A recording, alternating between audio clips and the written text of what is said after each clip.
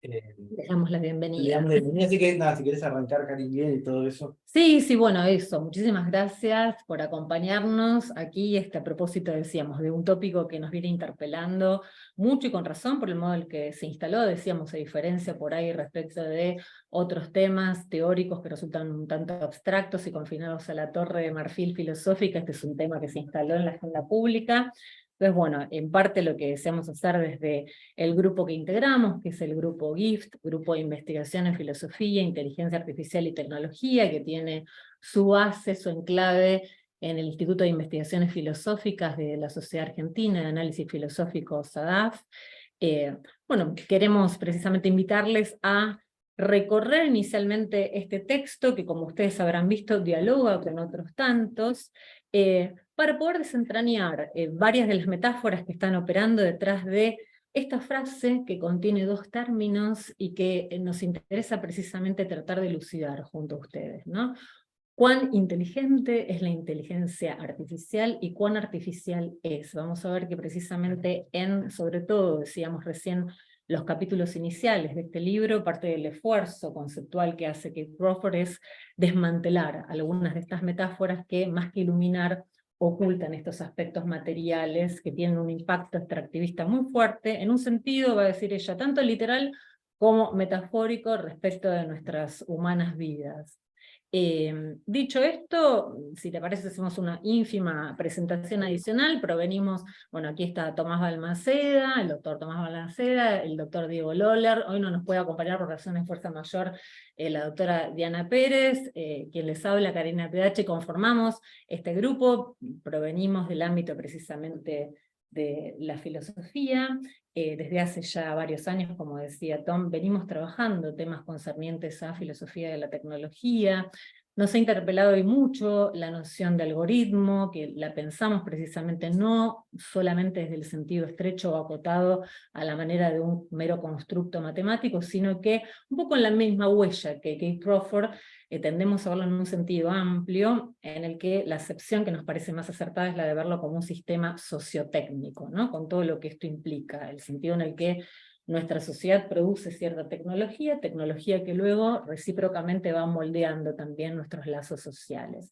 Así que un poco la idea de este primer encuentro, que decíamos, dista de tener pretensiones de ser una clase, sino que la idea es propender al diálogo lo más rico que podamos, es tomar así como kick-off, como punto de partida, algunas noticias que, como surgió antes de que empezáramos la transmisión, alentaron esta discusión desde los más diversos ámbitos, para luego sí reponer un poquitito el derrotero académico de la autora, de Kate Crawford, quien estuvo, dicho sea de paso, aquí en el país. Voy a contar una infidencia, Dale, que iba a cómo estar no. en la última reunión, o sea, la idea era esa, y ahora se nos está costando un poco. Bueno, todavía no tenemos un no definitivo, Pero veremos, ojalá tenemos ganas de podamos que la votar. última, nada, nada, desde la editorial le avisaron que estaba armando este club de lectura y estaba contenta, pero nada, parece que se le fue un poco el ánimo. Tenemos que convencerla de Bueno, alguna manera. por ahí entre todas y todos logramos persuadirla y No contamos con amenazarla. Bueno, ella. Bien, sí, nada, iba a hacer mención al capitalismo de vigilancia, que por ahí ella también menciona, sabemos lo tal que vez estás que haciendo, estaba siguiéndonos. te estamos viendo.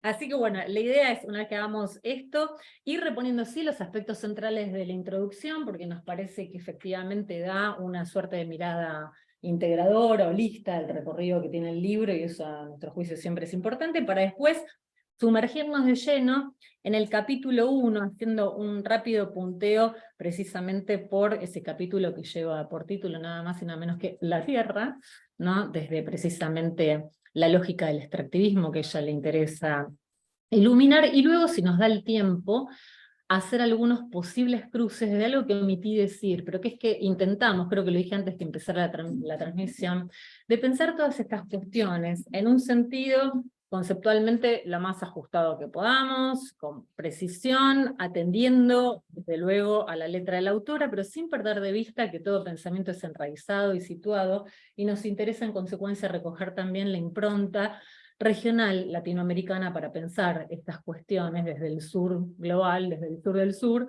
y en ese sentido es que pensamos también en proponerles, siempre con carácter optativo y como para poner a disposición, algunas lecturas que se generaron en torno precisamente a la inteligencia artificial desde nuestra situación latinoamericana, y en particular proponerles el cruce con un artículo de Sofía Escacerra, que ha trabajado la intersección entre soberanía tecnológica e inteligencia artificial, bueno, para seguir ampliando las derivas de este debate, ¿no? Así que, listo, y cuando solo quiera, Gastón. para completar algo, los que están en Zoom, ahí que nos están viendo, estamos haciendo este experimento, va a salir todo Sí. bien, nos pueden chatear, si alguien quiere levantar la mano o algo, me avisa, estamos ahí como haciendo todo multitasking, pero están presentes en nuestro corazón las personas que están ahora ahí conectadas, hay muchos amigos y amigas.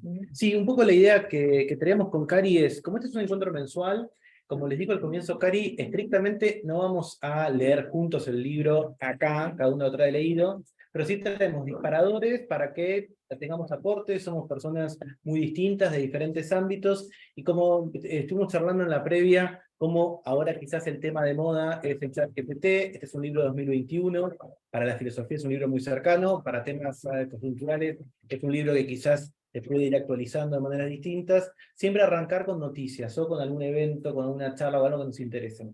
Estos artículos que mencionó Cari, extras, los vamos a mandar por correo electrónico, y estas noticias también como link, solamente para que lo sepan. 3 noticias de esta semana, para más o menos ver. Me siento como en un noticiero, pero bueno, para que vean un poco. La primera, exportaciones de litio de Argentina crecen 133% interanual en el primer trimestre de 2023. Lo que representa un incremento interanual del 133%, informó el martes la Secretaría de Minería en un reporte. El litio generó exportaciones por $91 millones en marzo, marcando el récord histórico de ventas en ese mes, con un crecimiento interanual del 93%. Representa el 27% de las exportaciones minerales totales de nuestro país.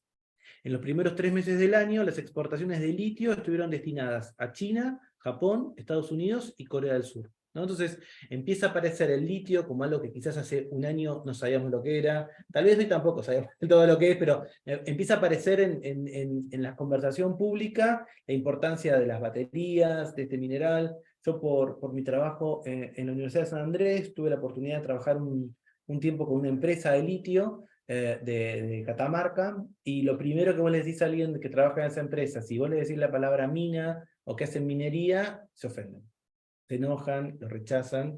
Ellos dicen que hacen piscinas o piletas, ¿no? Entonces lo que generan no sé si vieron las fotos, son muy de Instagram las fotos increíblemente, como unas piletas gigantescas de un turquesa muy claro, de donde van generando, a partir de un tratamiento del agua, la extracción del litio. Pero también es interesante, y Kate y Crawford lo trata mucho en la introducción del primer capítulo, las metáforas, las palabras, ¿no? Qué palabras que usamos que siempre decimos, ¿no?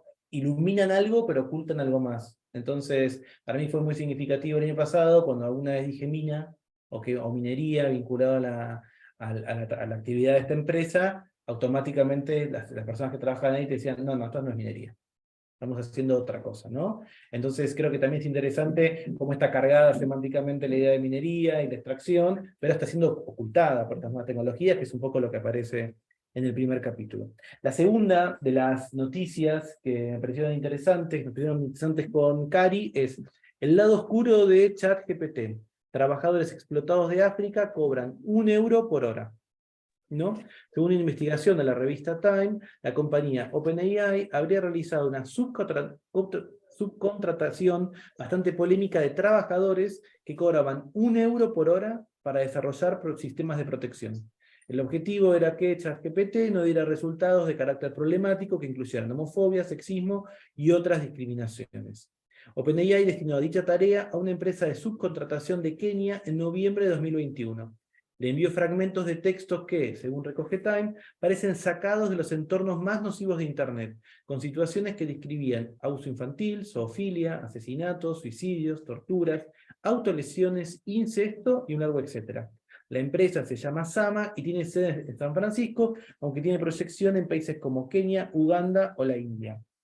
Y acá vemos Algo interesante, nosotros en el grupo venimos trabajando, mirando, creo que capaz como ustedes también, muy de cerca GPT. GPT tiene como una de sus características, ese filtro que se llama de gentileza o de amabilidad. Hay ciertas palabras, ciertas preguntas de las cuales no te va a responder. Y el tipo de cono, que se llama un cono, de cono de silencio, que cubre, es un cono muy torpe. Porque si, por ejemplo, uno le pregunta algo por una persona trans o por la población trans, automáticamente te dice, yo de temas polémicos no hablo. Pero no hay nada malo en preguntar por personas trans. Existen, digamos, pero eso ya les parece que por las dudas no hay que hablar. Esas decisiones las tomó estas personas, las tomaron estas personas, ¿no? Subcontratadas en África, para un sistema que usamos en todo el mundo y que justamente tienen unos salarios de entre $1.30 a $2 por hora. ¿Okay? Sí, y esta configuración de lo que se dio en llamar por algunos técnicos como una suerte de cinturón de corrección política, va a aparecer recogido, aunque no en estos términos explícitos, pero sí cuando Crawford en el capítulo 2 tematiza especialmente el ámbito del trabajo y el impacto que precisamente tiene la inteligencia artificial, corrida precisamente desde esta metáfora de su mera abstracción en el mundo del trabajo, a propósito de la mano de obra, la logística, aborda incluso ya en el capítulo 1 la lógica de los contenedores y el tipo de impacto planetario que eso tiene también. Entonces vamos a ver que efectivamente cada una de estas noticias puede correlacionarse con varias de las cuestiones que la vienen interpelando a ella y a nosotros, ¿no? Y que de vuelta nos muestra esta idea de que no es etérea, es que la inteligencia artificial es algo en donde hay personas detrás, hay recursos naturales detrás, hay una huella ambiental. Y la última es un manifiesto que sacó Arte Estética. Arte Estética es un espacio nuclear de artistas y creativos de habla hispana y productor de contenido, análisis informativo de América Latina y España. Arte Estética sacó un manifiesto en contra del uso actual que hay de las tecnologías de inteligencia artificial generativas, basándose en que es una explotación de el trabajo de los artistas. Es un manifiesto un poco largo, yo recorté algunos pedacitos para que lo sepan, vamos a enviarlo, y si alguien quiere además firmarlo, puede hacerlo. Dice, es un manifiesto donde hay, por ejemplo, personas que se dedican al doblaje, personas que se dedican a la escritura. Yo tomé para que haya un poco de variedad con respecto a las artes visuales. Dice, en cuanto a las inteligencias artificiales que generan imágenes, debemos detallar el carácter delictivo del desarrollo de Stability.ai. Edmund Mustek fundó esta empresa al mismo tiempo que la ION, una supuesta non-profit, es decir, como una ONG, dada la captura de casi 6.000 millones de imágenes por medio del rastrillaje de datos de Internet, sin consentimiento, crédito ni compensación alguna para con las personas que crearon dichas imágenes o que figuran con ellas. Este listado de pares de imagen más texto fue cedido por la ION, Stability.ai, para ser utilizado como base de datos del entrenamiento Stable Diffusion, el cual, aunque fue publicado como de código libre, sigue dando multimillonarios dividendos a la empresa desde agosto de 2022 y constituye el lavado de datos más importante de la última década. El uso de inteligencia artificial en las artes genera estas discusiones. Ahí en Zoom lo veo a Nicolás. Nicolás es parte de la comunidad Futurex. Futurex es una comunidad vinculada con la música y la inteligencia artificial. Y yo participé en un conversatorio que hubo hace más o menos un mes, con gente que estaba en España, gente que estaba en San Francisco, otros aquí en Argentina, y ese fue otro debate, ¿no? ¿Qué va a pasar a la hora de cómo los músicos pueden cobrar por sus derechos y cómo pueden estar seguros que estas herramientas que utilizan son herramientas que son legales, ¿no? Hay una editorial grande acá en Argentina que sacó un manga cuyos fondos, la parte, digamos, manga es un cómic de estilo japonés, la parte de atrás, el fondo, sí que sería como el background, sí. Lo había hecho una inteligencia artificial y le trajo problemas legales, ¿no? Porque efectivamente no queda claro el estatus actual de quiénes son los responsables o los que tienen el copyright de eso. Entonces, nada, el manifiesto es muy duro, como vieron, es extenso, y justamente leo 2 parrafitos más, pero para que también veamos qué está pasando en otras comunidades, ¿no? En las comunidades, de caso de los artistas. Lo antes descrito, lejos de constituirse un beneficio democratizador del acceso al arte como espectadores o intérpretes, tiene múltiples efectos negativos para la comunidad creativa y la sociedad en general. Las inteligencias artificiales generan derivados no consentidos, parasitarios de las obras originales, que se comercializan a un bajo cambio a un valor de cambio, perdón, bajísimo y una velocidad imposible de empatar por medios humanos. Esto consolida una competencia desleal con los creativos de esas obras originales, además de licuar los derechos morales y patrimoniales de los mismos. ¿No? Entonces tenemos otra área, otro aspecto que también habla de que la inteligencia artificial no es ni tan inteligente ni tan artificial, y en un sentido en que además nos permite conectar ya con lo que sería el último tramo del libro, dado que el último capítulo, y creo que yo no casual ni arbitrariamente aborda la cuestión del Estado, el manifiesto cuyo fragmento se acaba de leer Tom, se mueve un poco a dos bandas, ¿no? Por un lado tiene esta dimensión crítica, a mi juicio con asidero, muy profundo, a propósito de que lo que se aduce es que hay una expoliación respecto de los derechos de autor de aquellas personas que de buena fe pusieron a disposición sus imágenes y que hoy, vía prompt, un comando de texto, bueno, a través de este tipo de software que utilizan, por ejemplo, plataformas como Midjourney, que es una de las más populares, genera como output, por ejemplo, una imagen en el estilo de Santiago Caruso, que es una de las personas propulsoras detrás del manifiesto, vulnerando derechos humanos, ¿no? Al mismo tiempo de esta dimensión crítica, aparece una dimensión propositiva en el manifiesto que tiene que ver con la necesidad concomitante, que entonces se encuentran estas comunidades de artistas, pero consideran que además esto ha de hacerse extensivo a la sociedad toda, bueno, la necesidad de que haya algún tipo de regulación precisamente del empleo de estas tecnologías. Cuando decimos esto, por supuesto, por ahí vendría bien aclarar como precondición que es de el equilibrio reflexivo que intentamos tener desde la filosofía.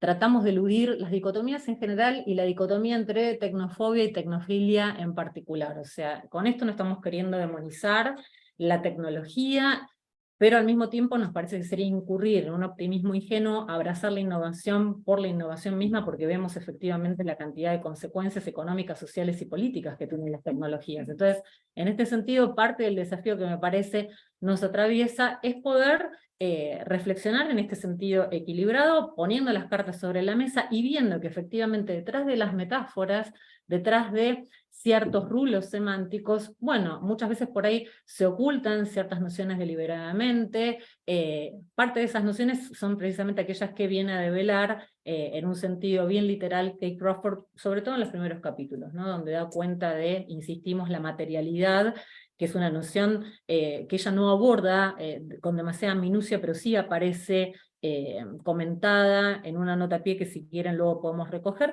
pero de todo este proceso. Entonces, bueno, trajimos esta tríada de noticias. Cari, sí, ahí en Zoom, desde Córdoba, tenemos gente internacional. Dice, Julián dice, mañana hay una demanda, perdón, hay una demanda colectiva también de artistas norteamericanos que iba en dirección similar a la del manifiesto. Eso pone el link. Recuerden que todos por correo le vamos a pasar ese link, vamos a mandar el manifiesto de artes estéticas, y ahí Nicolás de Futurex dice que va a lanzar un mini resumen del espacio este que yo compartí, así que también lo vamos a compartir, para que vean también como desde las artes hay toda una movida en donde Argentina y América Latina tienen mucho que ver. Sí, sin duda, porque además parte de lo que se propende es a que se vea que este no es un fenómeno local y acotado precisamente al ámbito creativo, sino que en la medida en que se haga esta disponibilidad sin la regulación acorde respecto de este tipo de tecnologías, que por ejemplo, a diferencia, es una analogía que se suele trazar, ¿no? Con la industria farmacéutica, que tiene que pasar por un montón de controles, no ha pasado por ninguno, más allá de aquel que pragmáticamente les convino como generar un cinturón de corrección política. Bueno, también me parece que tenemos que eludir, ¿no? Aquí el falso dilema de que, bueno, si entonces se regula no habrá lugar a la innovación, porque nadie dudaría del enorme rédito económico que tiene la industria farmacéutica, aun cuando esté muy regulada, ¿no? Entonces, nos parece que no necesariamente debe oponerse a una restricción a la innovación por el hecho de preservar nada más y nada menos que derechos humanos tales como los que aquí estarían entrando en zozobra, insisto, en un ámbito que rebasa mucho el meramente creativo, porque en general, bueno, se está tendiendo a automatizar un montón de tareas allí donde es posible, se suele muy presurosamente, a mi juicio, hablar de la posibilidad de reconversión, ¿no? Y de no temer, porque todo impacto tecnológico ha generado, en principio, por ahí, cierta escasez de empleos, pero a la larga, se suele decir también desde cierto lugar común, se terminan generando más empleos y se establece el paralelo casi inevitable con la revolución industrial, pero en el corto plazo lo cierto es que está teniendo un impacto muy grande y además es un tipo de tecnología que escala, con lo cual me parece nadie debiera sentirse a salvo, ¿no? Y pensando que este es un fenómeno que va a quedar acotado a una determinada comunidad en términos laborales, sino que me parece que, además, dado que lo que está en juego son derechos humanos, nos compete a todos, a todas y a todos, ¿no? El punto. Así que bueno, dicho esto, Bien. Podemos arrancar, vamos a ¿no? arrancar con Kevin. Sí, yo lo que hice fue, estuve leyendo la introducción y traje algunos puntos, insisto, al igual que los chicos que están chateando ahí, si les quieren levante la mano y lo comentamos, ¿eh? La idea es que no sea solamente expositivo. Me parece que lo que plantea Crawford en la introducción son, en principio, 3 preguntas que se supone que va a resolver a lo largo de todo el libro. En principio, una pregunta bien filosófica y bien profunda, que es si es posible crear inteligencia. Y creo que eso es algo que vamos a tratar, va a atravesar mucho, es algo que con Cari, con Diego, con Diana venimos trabajando y escribiendo, y es también prestar atención acerca de estas palabras que usamos a la hora de muchas veces interpretar a los dispositivos como teniendo pensamientos o siendo alimentados o siendo entrenados.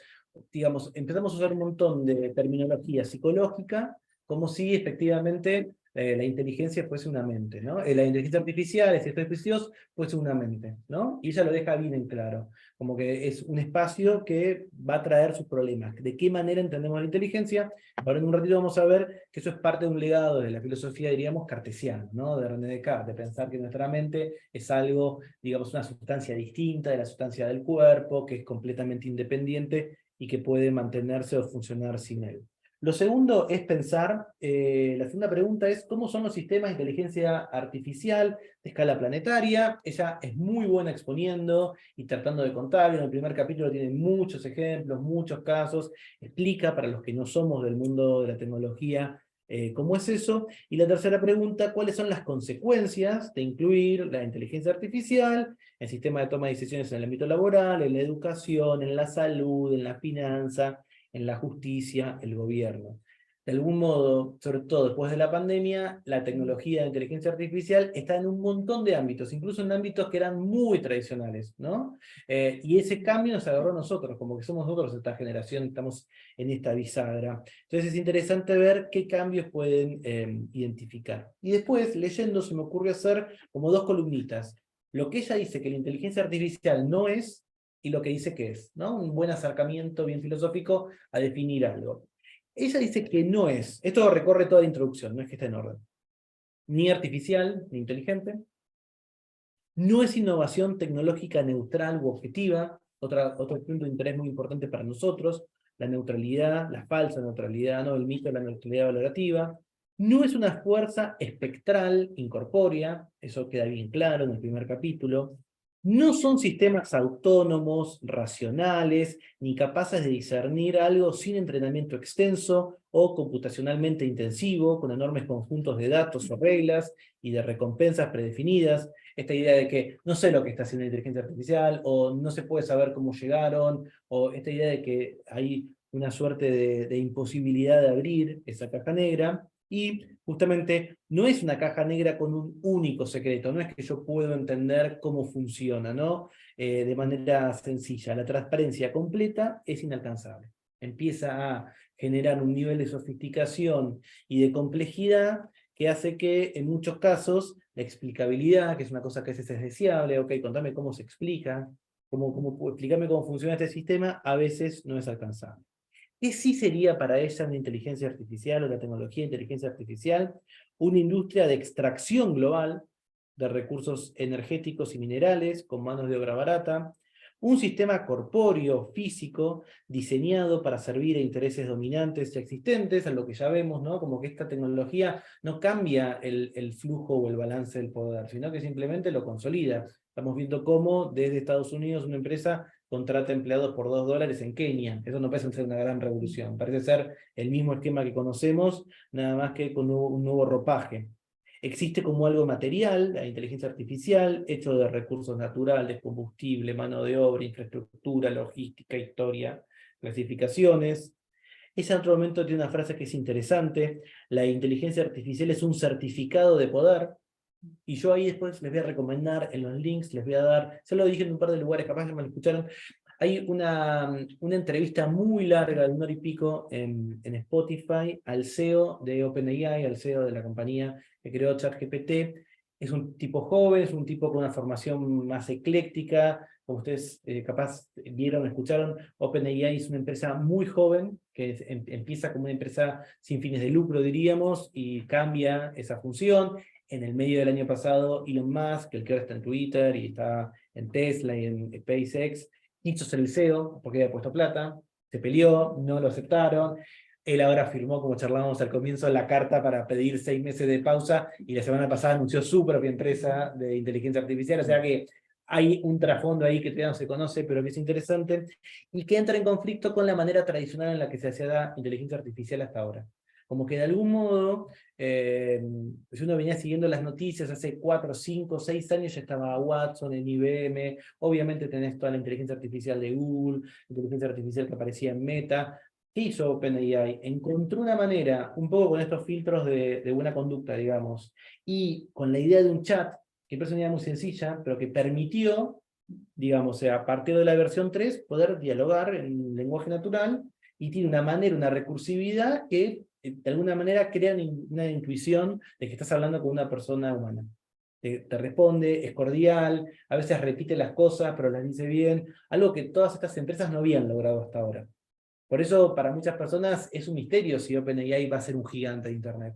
Porque en la historia muchas veces estas empresas muy pioneras se las termina chupando, ¿no? Una empresa más grande las termina superando. Es posible que en la próxima reunión que tengamos, o en la tercera, digo, en 2 meses más, se esté muy instalado, por ejemplo, en el suite de Office, un asistente con inteligencia artificial generativa, un Google Docs, o que ya te puede empezar a resumir Gmail los correos. Es una lista larga de un mail muy largo, resumímelo y te lo resuman. Cuando En Office, empiezan... perdón, no Sí, está en sí, Office, en Word, ya hay como un, yo lo tengo acá. un Clippy Es 2.0. un, es un Sí, editor que te va puntuando. Y en Office ya lo incorporó con Bing. Tenés 46 errores, abrís y te tira tipo de gramática, que si es tipo extenso o no extenso, mira. Ay, mira, sus Google Docs. Bueno, Sí. Microsoft O sea, tiene tiene... ortografía, gramática. Te sacaste un todo. 50% de... Sí, porque hay muchas que mejorar. inglés. Hay que mejorar.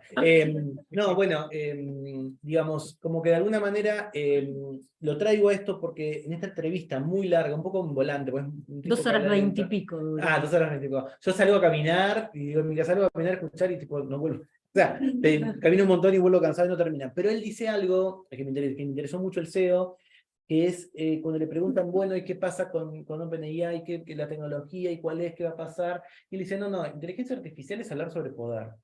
Y quien pueda hablar de inteligencia artificial va a hablar de poder. Y puede ser de Estados Unidos o puede ser de China. Y es algo que lo dice Crawford en el texto muchas veces, pero es interesante escucharlo de un CEO porque en general tienen como un cassette de mascareta, ¿no? No hablan de esas cosas. Así que les voy a mandar ese link, pero como dice Cari, son 2 horas.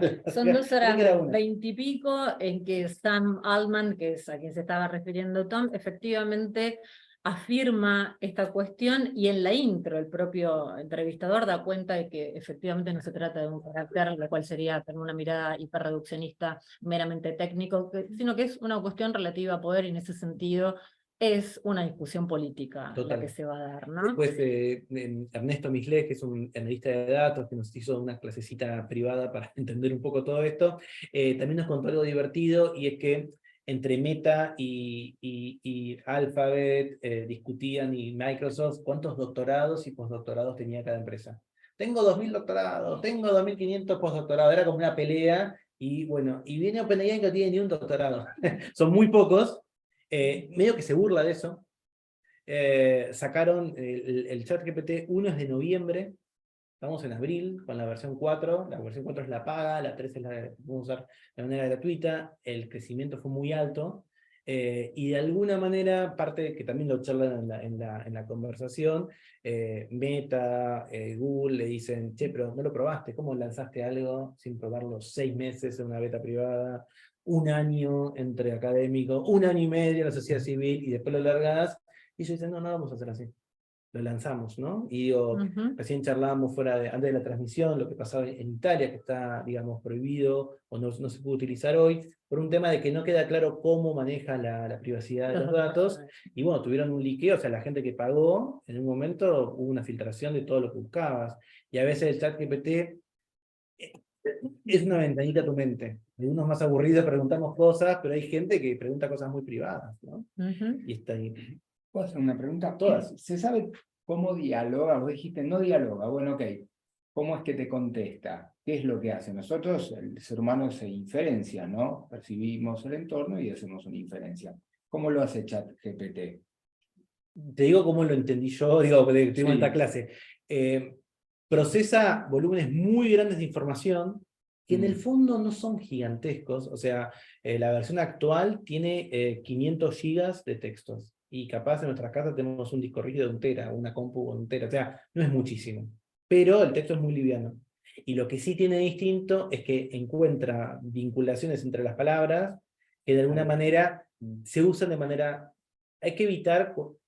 Parte de lo que ella dice de lo que dice la autora cuando dice lo de las metáforas, es que estamos muy acostumbrados a usar las metáforas, pero no es que el ChatGPT entiende nada, simplemente, digamos, de una manera relaciona palabras que van juntas o que crean lazos que son Encuentra conocidos. ciertos patrones, arma un modelo, y ese Se modelo filtra para que tira un parezca, output estadístico respecto de cuán próxima puede estar la palabra que aparece respecto del resto de las palabras con las cuales fue y entrenado. va mejorando Ahora, porque vas poniendo si te gusta o no la respuesta y de alguna manera se va autocorrigiendo.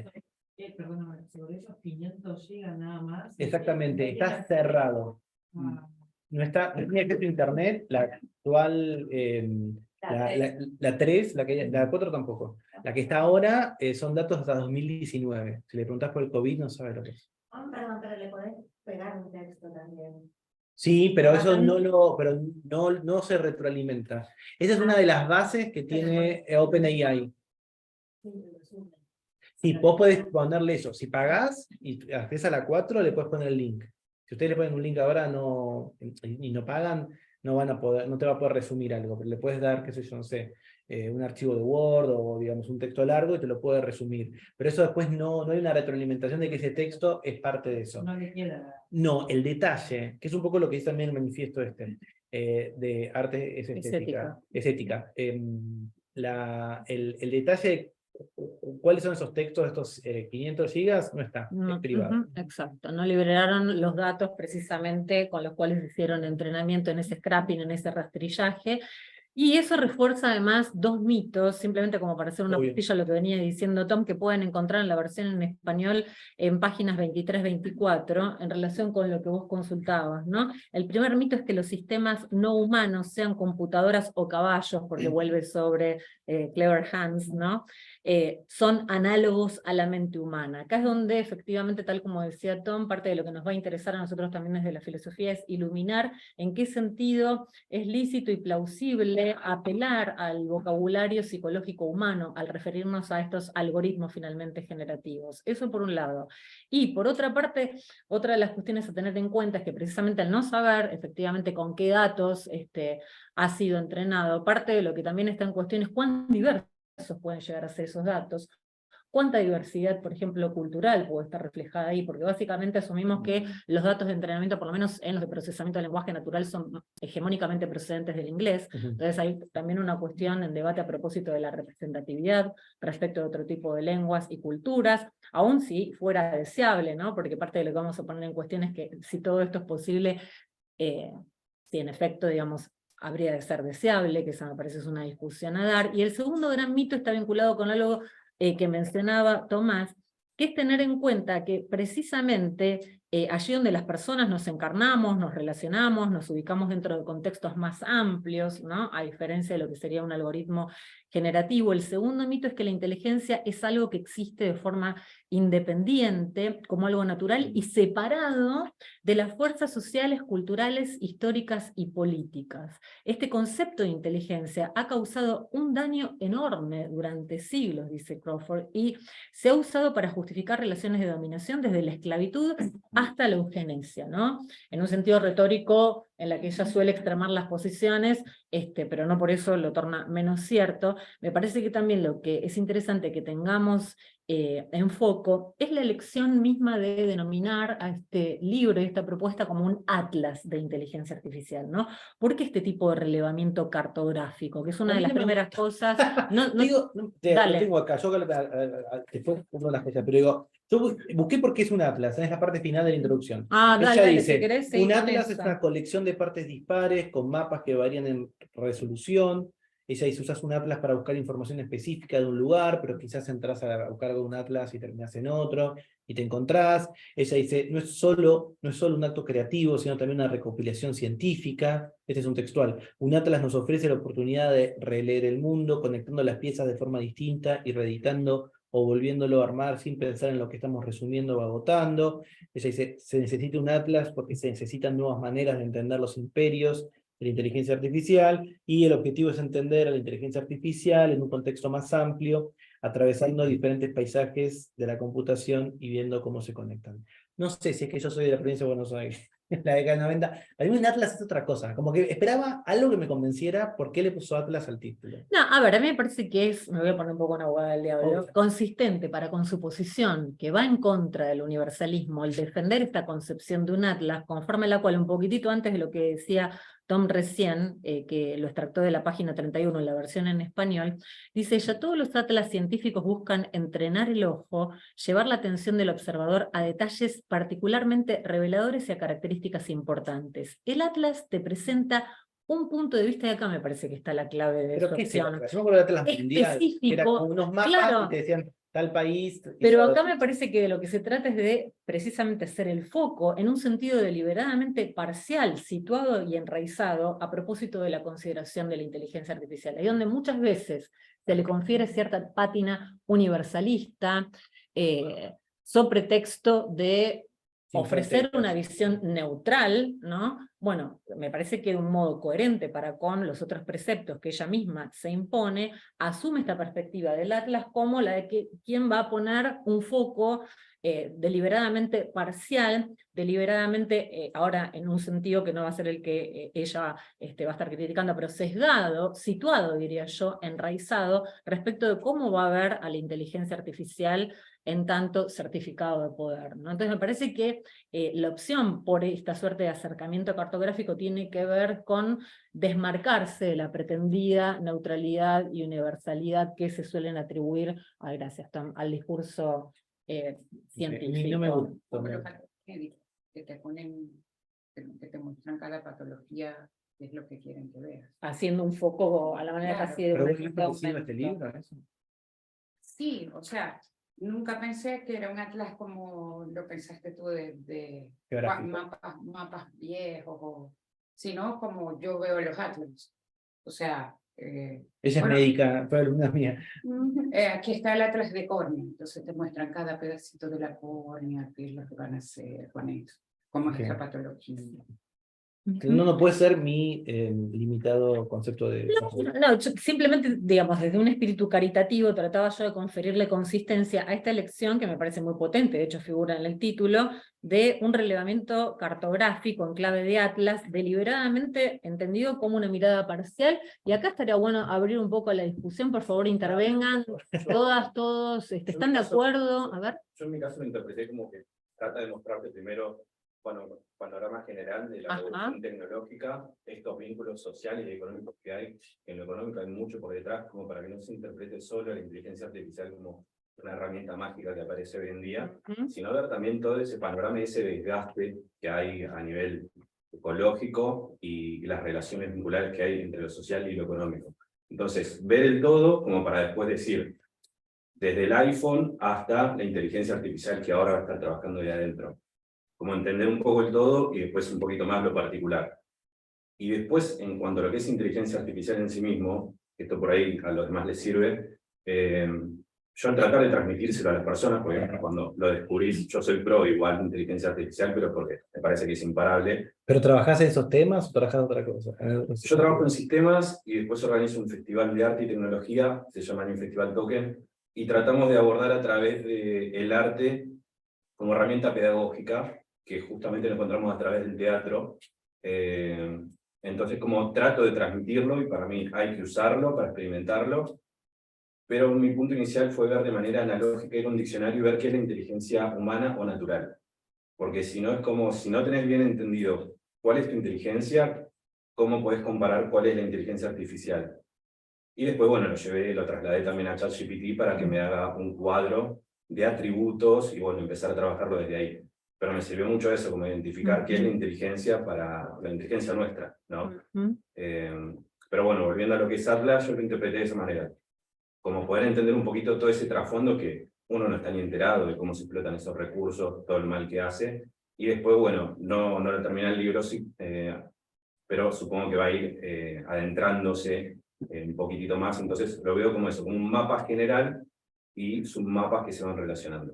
Acá Martín desde Zoom dice, por otro lado, el hecho de que Crawford realice una topografía, además también vieron que está, por lo menos en la introducción, ese viejo mapa como una flor, Como ¿no? una Está flor con Jerusalén. pétalos, sí. Sí. Dice Martín, el hecho de que Crawford realice una topografía de la inteligencia artificial y que la rastree en todo el globo, hace que la elección de la palabra Atlas sea pertinente. Bueno, Martín, si no me das la razón, te voy a bloquear. Perdón, ¿cómo es tu nombre? Nicolás. Nicolás, me encantaría, si me permitís, intervenir sobre un par de cuestiones, como para despejar en rigor dudas que se me despertaron a propósito de tu intervención. Por un lado, acuerdo con vos en que, y por lo menos es parte de lo que en lo personal a mí me motiva y muchísimo, más allá de lo meramente nominal, como sabemos que las palabras moldean precisamente nuestra concepción del mundo, digamos, el lenguaje constitutivo de la realidad que habitamos a nuestro juicio. Poner en jaque la noción misma de inteligencia artificial me parece que es central, porque en gran parte, digamos, heredamos este binomio, sobre todo desde aquella célebre discusión que se dio en el 56, pero es parte de lo que me parece bien a poner sobre la mesa Crawford, ¿no? ¿De qué hablamos cuando hablamos de inteligencia y de qué hablamos cuando hablamos de una inteligencia artificial? Cuando vos mencionabas dos cuestiones, ¿no? Que eras pro inteligencia artificial, ¿en qué sentido te declarabas ¿O quién está entiendo? claro, ¿cuál sería la alternativa? Así como apareció Excel en su momento y te facilita hacer un montonazo de gestiones como para que vos después utilices tu tiempo en otras cosas, por ese lado lo veo pro. ¿Sí? Como una herramienta más, no me parece que es súper mágico ni nada, sino lo veo como una herramienta más del paquete Office. Por eso soy pro. Después, al relacionarme con muchos artistas, encontré anti-inteligencia artificial. ¿Sí? Sin ese cuestionamiento o sin experimentarlo. Entiendo también que ahí entra mucho lo que hablábamos hoy, lo de los derechos. ¿Sí? Nosotros el rebranding de la marca lo hicimos con inteligencia artificial para experimentarlo, porque para mí no hay otra que experimentarlo y meterte. Incluso ChatGPT llegó a la conclusión de que la inteligencia artificial nunca puede alcanzar a la humana, sino que la puede complementar. Esa palabra me parece bastante buena como para que la gente le pierda miedo y se anime a abordarlo. Más que nada con los artistas que son con los que me relaciono. Pero yo me declaro pro por eso, porque lo veo como una herramienta, y aparte este tipo de herramientas que aparecen son imparables. Entonces, querer parar algo que es imparable, me parece que es una resistencia que no va a llevar a ningún lado. A ver, ahí yo perdone que hago un follow-up de lo que estás diciendo. Un par de cuestiones, esto ya a título personal, y abrimos la discusión, por supuesto, para quien desee intervenir. Insistimos, por lo menos son más las preguntas que las respuestas que tenemos desde la filosofía. Una de las cuestiones que marcábamos es tratar de desplazarnos respecto de escenarios dicotómicos, que en general, viste, que constriñen el debate, pro, anti. A mí por lo menos me genera cierta reverberación respecto de esos dos grandes polos, como son la tecnofobia, esto de, como vos decís, bueno, ni siquiera acceder como para con conocimiento de causa, probar y ver qué tipo de output genera, como, digamos, por el otro lado, la tecnofilia, que es la aceptación acérrima y acrítica de cualquier innovación por la innovación misma, ¿no? Me parece que parte de lo que nos va a resultar interesante desmontar es ver hasta dónde se trata de una mera herramienta, porque en efecto, digamos, si uno lo ve desde las consecuencias que ha tenido la disponibilidad masiva de este tipo de recurso, bueno, es una herramienta en todo caso con ciertas peculiaridades, ¿no? No es una herramienta más. Y si vamos un paso más atrás, parte de lo que a nosotros desde la filosofía nos interesa cuestionar, es una suerte de eslogan que vino casi pieza de sentido común, a propósito de que, bueno, en rigor la tecnología, y para el caso las inteligencias artificiales generativas, se podría decir, siguiendo un poco esta línea discursiva, me parece, bueno, no son ni buenas ni malas, depende de cómo se las use, ¿no? Como si la instancia meramente ética se dirimiera en el uso, y si no tuviéramos que pensar en el tipo de, en línea con lo que va a sugerir Crawford, me parece, los valores mismos que se instalan desde el diseño mismo de este tipo de tecnología, no están poniendo en cuestión el que se trate de una mera herramienta que habrá de devenir buena o mala conforme al uso que se le dé. ¿Se entiende el punto? Me parece que cuando ella cuestiona precisamente, ahora Crawford, ¿no? La pretendida neutralidad y objetividad de la tecnología, me parece que lo que está haciendo es tratarnos de prevenir frente a la aceptación apresurada a propósito de que sea una mera herramienta, porque pensado así, me parece que se vuelve a abrir la decisión que en parte ella quiere difuminar entre lo que sería meramente técnico y eso que sería económico, social y político, cuando en rigor parece que están íntimamente imbricados, ¿no? Entonces digo, simplemente como para abrir un poco el debate y pensar juntos sobre cuestiones que me parece nadie de nosotros tiene resueltas, y para instar un poco al tipo de reflexión a la que nos está invitando Crawford, ¿no? Sí, yo me sumo ahí a algo que dijiste en estos dos mitos que mencionaba Cari, ese mito de que los sistemas humanos, no humanos son análogos a la mente humana. Ella después menciona un autor, un filósofo muy importante, Dreyfus, que Dreyfus tiene un artículo que es lo que las máquinas no pueden hacer, aparece un poco mencionado ahí, pero es cierto que ella cita a una investigadora, Ullman, que dice la idea de que la mente es una computadora y viceversa, o sea, que la computadora es una mente, es un pecado original. Y eso es parte de esto que decíamos del dualismo cartesiano. Yo creo que sí es una de las trampas de cómo pensamos hoy la inteligencia artificial, pensar que es parecida a la inteligencia humana. Cuando en una nota bien histórica, cuando empiezan las primeras investigaciones en inteligencia artificial, muy distintos a lo que estamos haciendo ahora en filosofía, en la década del 70, en la década del 80, las primeras intuiciones eran, bueno, hagamos un dispositivo que piense como un cerebro.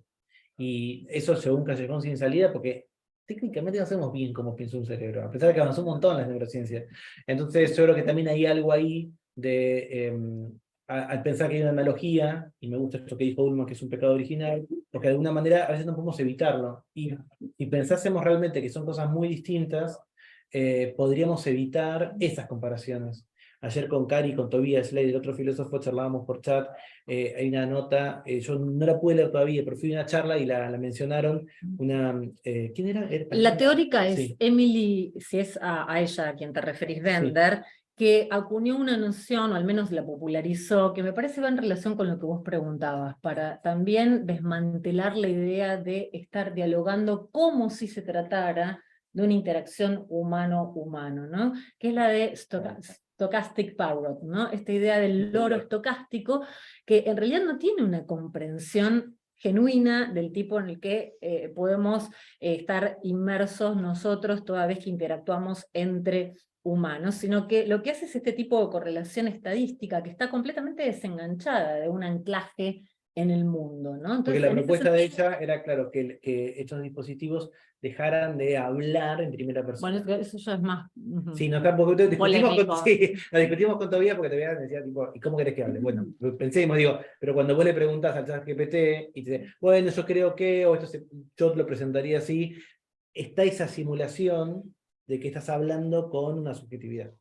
Y para mí esa es una trampa porque te habilita unos ciertos debates, como comparar la inteligencia humana con la artificial, que para mí no llega a un buen puerto, porque son cosas muy distintas. Por eso, frente a la inteligencia humana, esta idea que Emily Bender junto a otras, también Timnich Hebrew, creo que está en ese artículo, que es un artículo colectivo, instalan la idea de loros estocásticos, ¿no? Que muy poco tienen que ver con el tipo de inteligencia que al menos nos adscribimos nosotros en tantos seres humanos. Una cotorra tradicional puede hablar hasta 200 palabras, y según las palabras que vos les enseñás, puede más o menos mantener un diálogo que te podría parecer inteligible, como Clever Hans, el caballo inteligente de la introducción.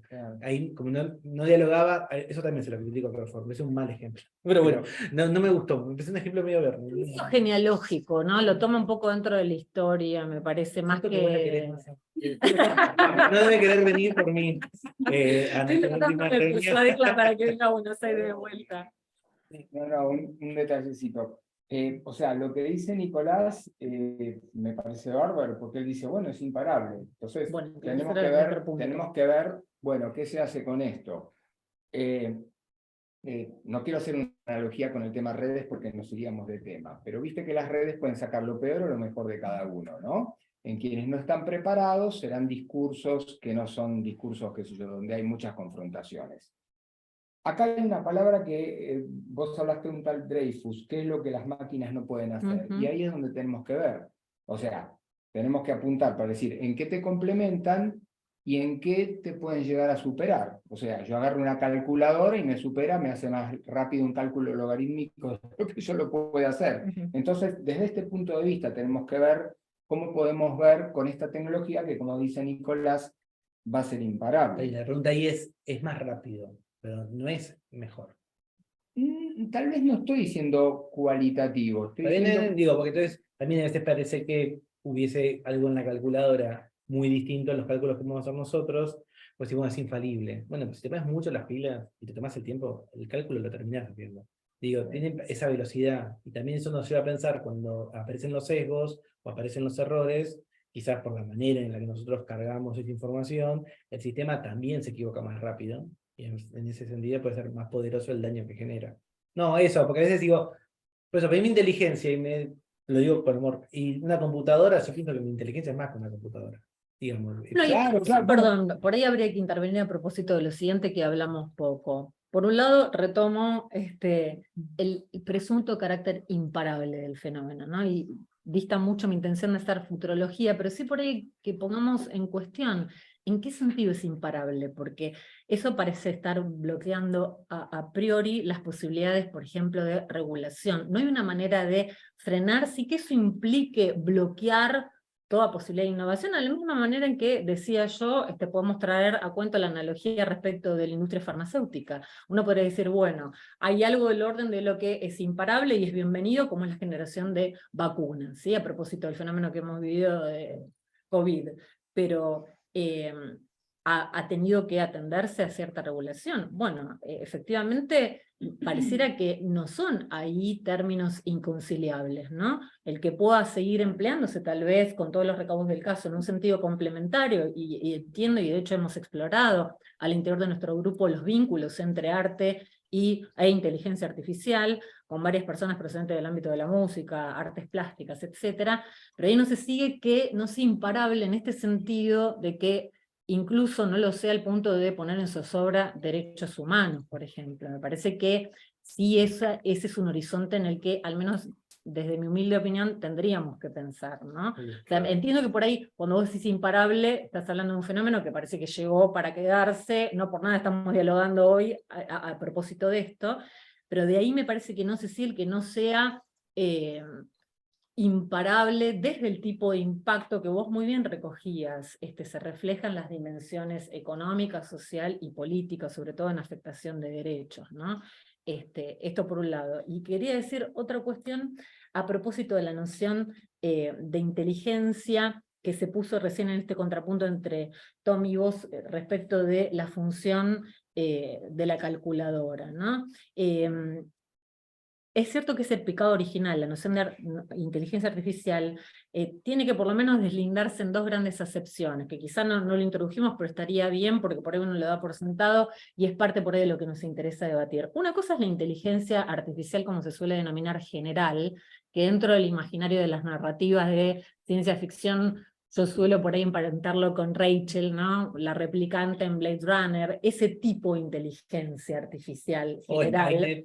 Bueno, claro, pero digamos que estaría emulando a una inteligencia que pareciera en principio indiscernible de aquello que es públicamente accesible de lo humano, de lo que es la inteligencia artificial narrow o estrecha, que tiene que ver con este tipo de algoritmos capaces de simular, de emular una determinada función o tarea específica que, por ejemplo, nosotros hacemos, como puede ser resolver una tarea algebraica, e incluso por la velocidad de procesamiento hacerla más velozmente, o jugar al ajedrez, ¿no? O el Go, qué sé yo. Pero me parece que son dos nociones que debiéramos durante nuestros debates tener presente que requieren de un deslinde, ¿no? Mira, Y cuando acá nos estamos en- acá refiriendo a inteligencia, lo hacemos en este sentido más estrecho, aún cuando me parece que también habría que poner, perdón, por ahí en discusión, la noción misma de inteligencia, Acá aún en el en- sentido estrecho. En Zoom están diciendo cosas muy parecidas. Martín A ver. dice, en esto que señalaba Tomás, la trampa de creerse en un debate con otra mente, así como en esta idea de los loros, por otro lado, hay mucho del imaginario colectivo que probablemente instaló la ciencia ficción, lo que decía recién Cari. En un punto todos somos como Joaquin Phoenix en Her, ¿vieron esa peli en donde se enamora de la voz del celular? Y después Sol dice, yo me inclino a otra pregunta.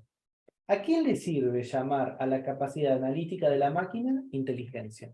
¿No? Y una pregunta bien croftiana, ¿no? Y luego está Willy dice, no logré que GPT me responda cómo aprenden los humanos, o sea que tipo, hay algo ahí que todavía puedes saber. Y Julián quiere preguntar algo en audio y me gustaría usar a ver si se escucha el audio. Yo dije, Dale, no se podía, dale. pero capaz sí, dame un segundo, Julián, y solo para molestarlo. ¿Cómo es amigo? ¿Lo puedo molestar? A ver, Dale. ¿puedes hablar a ver si se escucha? Buenas, ¿cómo están? ¿Se escucha algo? No. Perfecto. ¿Más o menos? Sí. Ah, bien, genial. Bueno, no, yo lo escribí después, porque Tomás me pelea, pero yo lo escribí después. No, digo, escribiste, tipo, Yo iba pensando me quedé con lo que decía Nicolás al principio de por qué era pro inteligencia artificial, en este sentido bueno, nos ayuda a hacer tareas más fáciles, nos libera tiempo para hacer otras cosas, y que esa clase de argumentos ya fue utilizado muchas veces a lo largo de la historia, cuando fueron irrumpiendo nuevas tecnologías en distintos ámbitos laborales, y que hoy en día hay una discusión muy interesante en algunos teóricos de ver a dónde fue esa ganancia, porque es cierto que con una planilla de Excel podemos hacer cosas más rápido, pero eso no permitió que tuviéramos más tiempo para hacer otras cosas, sino tuvimos más tiempo para hacer otra clase de trabajo. Es decir, la productividad que ganamos, lo que dicen muchos teóricos, se la fue quedando la patronal, para ponerlo en algunos términos, en otro término. Es decir, la ganancia no fue para quienes llevan adelante las tareas, que tuvieron que llevar a cabo más tareas, porque ahora las nuevas tecnologías permitían hacer más tareas, menos tiempo, de manera más eficiente. Y hay algunos gráficos, esto está muy discutido, es un tema que no me he podido meter mucho, pero que me interesa, que me interesa chusmear. Pero hay gráficos que muestran cómo ha ido creciendo el salario medio de los directivos y de los escalafones más altos de las empresas en comparación al salario básico, y hay una diferencia, ha crecido uno exponencialmente y el otro se ha mantenido más o menos estable. Entonces también es interesante preguntarse, bueno, ¿es verdad que efectivamente aplicar esta clase de herramientas nos va a permitir finalmente tener este ocio creativo que prometía o que le gustaba a Bertrand Russell en el ocio de la sociedad? ¿O ahora vamos a tener que encima cuidar a las máquinas para que hagan el trabajo que ya estábamos haciendo de otra forma, ¿no? Eso me parece que son temas también que, pensando en lo que decía Karina, de, bueno, derechos humanos, derechos laborales, como que se empiezan a mezclar muchas cuestiones y hay que ser como muy cuidadoso de ver de dónde vienen algunos argumentos, siguiendo esto que preguntaba Sol, de a quién le sirve llamar estas capacidades analíticas de inteligencia. Hay como un discurso que se instala muy fácil y que dice, esto es la promesa, y por ahí conviene ser más cuidadoso con algunos escenarios quizás optimistas. Buenísimo, gracias, Julián. Gracias, En Julián. ese sentido, por ahí no hay que olvidarse lo A ustedes. que va a poder. Es un certificado de poder, la inteligencia artificial. Los que van a poder generar este tipo de inteligencia son los que van a terminar teniendo el poder a lo largo de los años, que va a ser una minoría. Bueno, claro, tal cual, porque efectivamente ella parte de lo que trata de entramar es el modo en el que se van concentrando estas redes de poder, por un lado, y en contrapunto con lo que precisamente se preguntaba, ¿quién es funcional precisamente este tipo de analogía para con la inteligencia humana? Y para retomar un poquitito el derrotero que nos habíamos Sí, solo propuesto. hubo una pregunta eso. más larga, perdón, solo porque Okay. estamos haciendo el pimponeo, pero Ivana trae algo que creo que es lo que también lo que trajiste vos para pensar Dice, yo tengo algo para decir o preguntarme, no tengo respuesta. Lo que Crawford habla sobre la autonomía de la inteligencia artificial es un problema que detectó el científico argentino Pablo Kramer sobre el concepto de campo científico de Bourdieu. Esta idea de que el capital simbólico científico puede dar autonomía. Entonces, me pregunto, ¿qué tanto se explora en esta cartografía de Crawford? ¿Qué intenciones de incorporar a ese atlas a América Latina tiene? Es muy buena la pregunta, porque también corremos el riesgo de pensar soluciones para otros mundos que no son los nuestros. Cuando digo nuestros, es el lugar de condiciones latinoamericanas frente a esos procesos. Pregunta concreta, que no vamos a responder igual entonces. Pregunta concreta, ¿qué tanto podemos pensar en términos regionales o locales? ¿Vale la pena? Y ahí si querés contar que trajimos... Sí, sí, Ivana de Data Género. No, es Ivana López. Ok, porque de paso nada, comentamos que nuestras Traductora, compañeras de Data Género, exacto, van a lanzar la traducción al español de Feminismo de Datos. Efectivamente, sí, Ivana, nos preocupa pensar esta discusión situada desde nuestro sur del sur.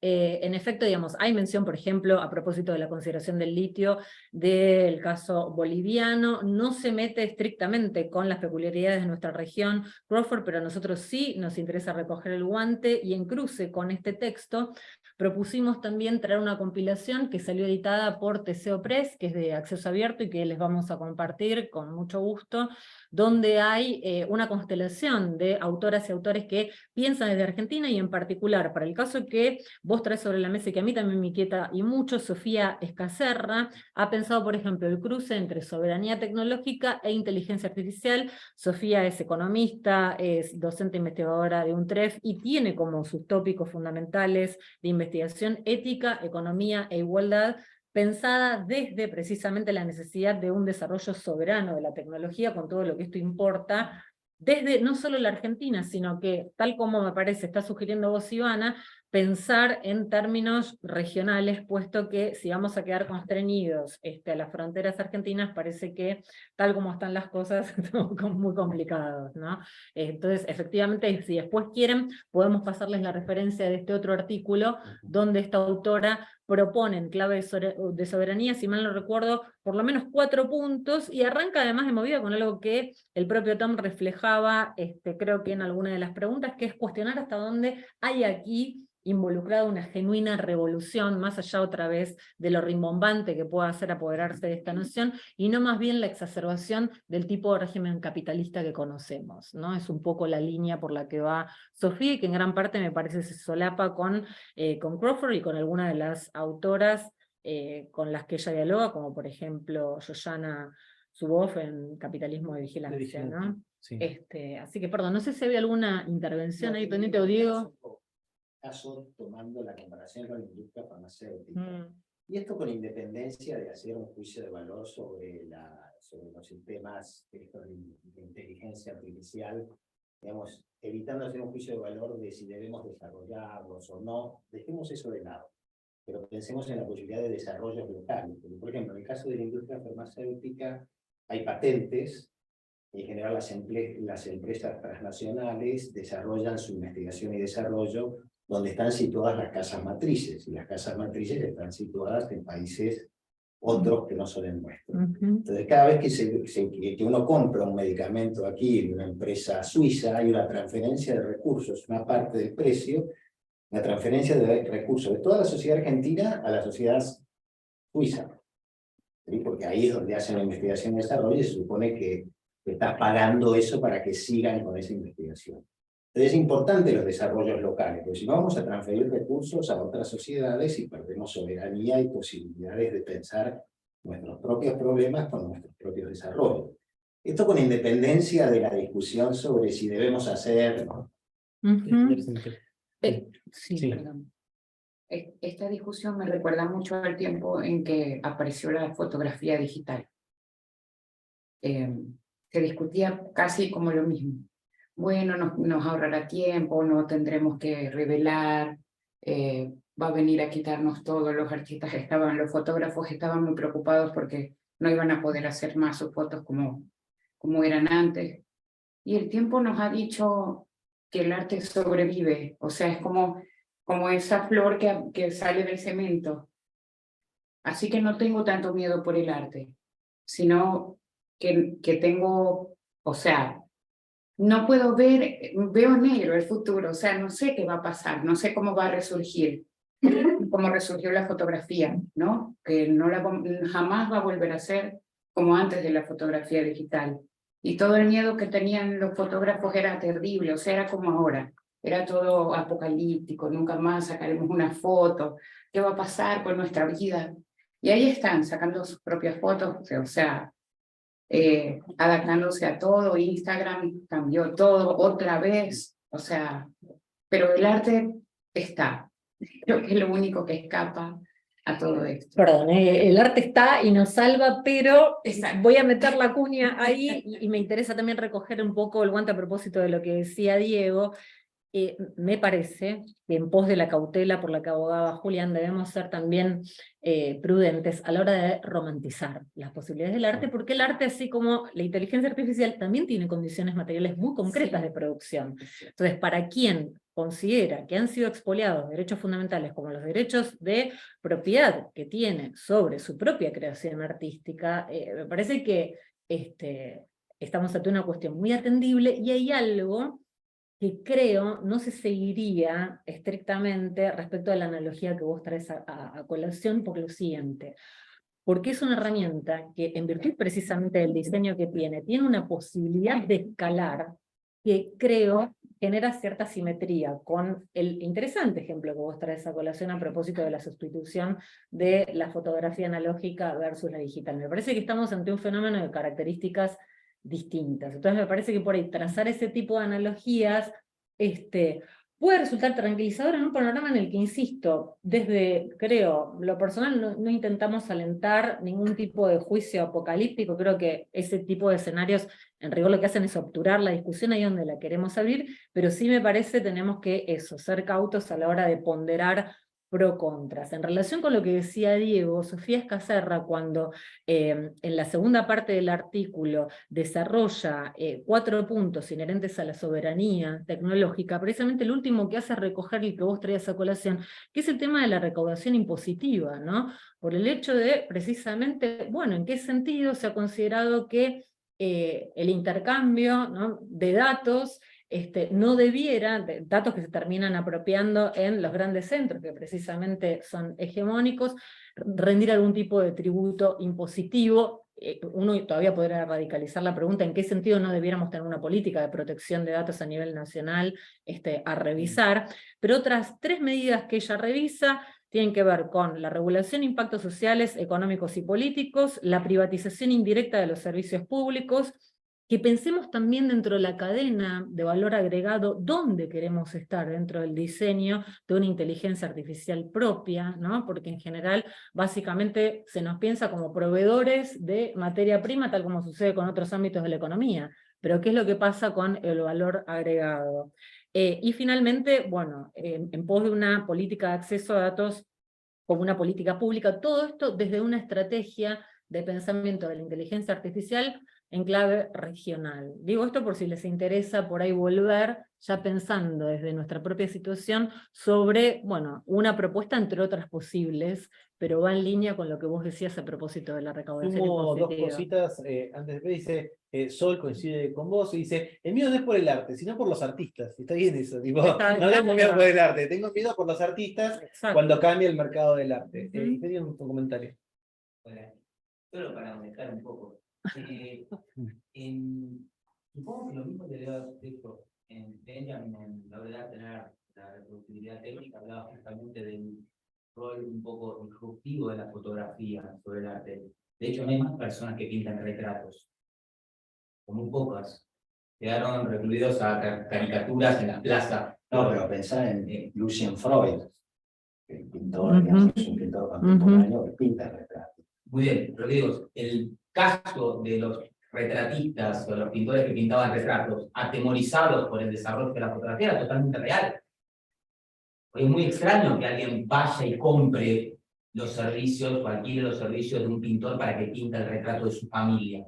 No, vamos a una... Sí, esa es una práctica que es verdad que decayó. Y probablemente lo mismo pase con esta semana. Yo un poco estoy con las noticias, capaz esto pasó hace mucho, pero voy a contar lo que vi hace 2 días. Que hubo un premio de fotografía digital. Sí. Lo sacó los años. No, contalo, contalo. Porque por ahí no todo el mundo lo está. Entonces, hay un premio prestigioso de fotografía De Sony.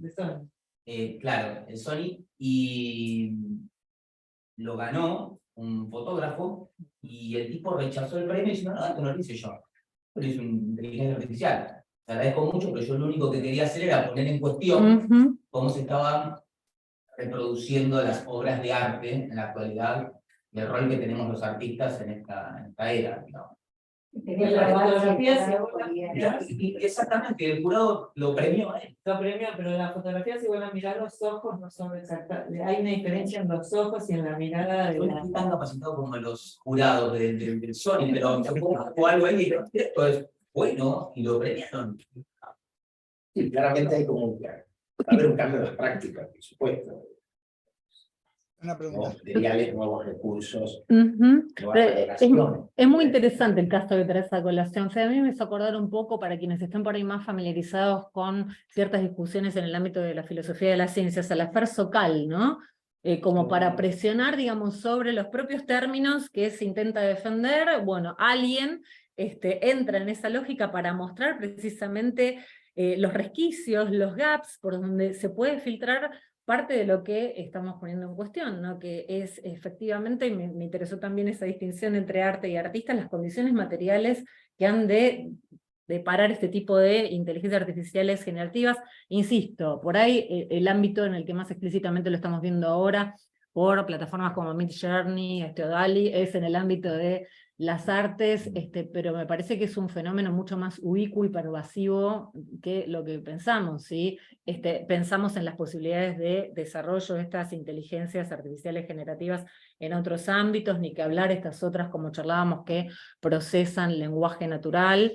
Entonces, me parece que por ahí este tipo de analogía, no sé hasta dónde, digamos, es justa en términos simétricos para con este escenario tan disruptivo que estamos viviendo actualmente. Me parece que hay algo del orden de cómo escala este tipo de tecnología que tal vez no haga de todo viable la comparación estricta, puede ser que me esté equivocando, con este tipo de fenómenos. ¿Quiere decir algo? No, y bueno... ¿Cómo va a crecer? Exacto, y el tipo... Sí. Puede, por ejemplo, intervenir con qué velocidad puede incorporar información para procesarla y para poder cubrir tareas que hoy quizás no, o hace 3 meses no, y ahora sí. Básicamente, si la comparación es entre fotografía analógica y la sustitución por la digital, y ahora lo que estamos comparando es la práctica habitual del arte para con la inserción de estas inteligencias artificiales generativas, me parece que este polo de la analogía no se sostiene por el carácter intrínseco que tiene el diseño de este tipo de inteligencias y este tipo de escalabilidad. Pensá que ChatGPT se lanzó en noviembre, estamos en abril, y es impresionante, producto además del modo en el que fue largado masivamente y el entrenamiento que está teniendo, la cantidad de ámbitos que va permeando y el modo en el que en muchos casos se va refinando, en un sentido que me parece no debiéramos pensar que va a quedar acotado nada más que al terreno estrictamente creativo, sino que me parece que hay muchos otros ámbitos dentro de la mano de obra que si esto prospera pueden verse afectados, ¿no? Sí, adelante. Siempre ideas que se me fueron por todo lo que dijeron, pero quiero como agarrar lo último. Por un lado está lo del concepto de inteligencia, que se habla como en singular, cuando no. Entonces ahí es donde está el término, digo, si vamos a usar el término de inteligencia, quizás pluralizarlo sería como, bueno, abrir ese abanico, hablar de inteligencia artificial es hablar de un solo tipología de inteligencia comparable a la humana, que sería la racional estrictamente, y la de procesar determinados datos para convertirlos en información, analizar lo que fuere, pero hay un montón de otros tipos de inteligencia que quedan afuera. Entonces ahí uno podría también como acotar esta idea de en dónde puede meterse este tipo de herramientas. ¿A quién le sirve el concepto de inteligencia? Que por supuesto que la idea de inteligencia artificial se instaló en forma de marketing, digo, discursivamente a través de los medios, porque es mucho más fácil permear en la sociedad con ese tipo de terminología, y no con aprendizaje automático, digo, o aprendizaje de máquina, o aprendizaje profundo, porque ahí ya tenés que explicar. Y esa explicación en términos comerciales no te sirve. Si tenés que explicarlo demasiado, no lo vendés. Entonces, inteligencia artificial es como que entra fácil, es un concepto que la sociedad maneja. La ficción, por supuesto, que acompaña, ayuda y hace que sea como más amigable. Pero ahí es donde tenés hoy, en lo que es la ciudadanía de a pie, que no tiene ni siquiera interés en tener notas, ni analizar, ni meterse con esto, pero si se enteran que existe ChatGPT, y entonces, no, con esto, mira, me resolví en mi trabajo una lista que tenía que llevar a una reunión, y ya está. En forma, como decía también Kai, acrítica, sin siquiera revisar si las fuentes que estoy utilizando existen. Porque, digo, yo hice una prueba para un trabajo que tenía que hacer, digo, bueno, voy a probar a ver qué me cita, qué me menciona. Muchos de los artículos, links me ponía, no existían, no estaban, los autores los googleaban, no estaban. Entonces, digo, ahí hay también todo un segundo, ¿no? Como nivel de, bueno, ¿de dónde saca esto? Si lo inventa, si me lo inventa, si era algo que existía en 2019 y ahora no. Podría ser, digamos, de buena fe creer en eso. Y después lo otro que me parece tan interesante que es, recién le decía, bueno, lo estamos entrenando. Sí, claro que le convenía sacarlo en una versión gamma ni llegar a la beta, porque el entrenamiento que están realizando de un sistema es gratuito. ¿no? Entrenando el sistema.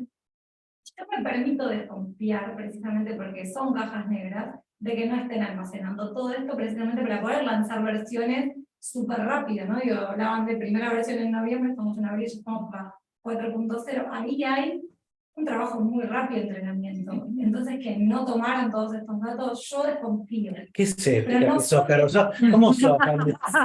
¿Cómo sos? Miren, acá usamos de vuelta el audio porque quería hacer una pregunta, Claudio. Hola. Sí, ¿cómo estás? Hola. Te escuchamos perfecto. ¿Me escuchás? Ok. Perfecto. En principio, varias reflexiones.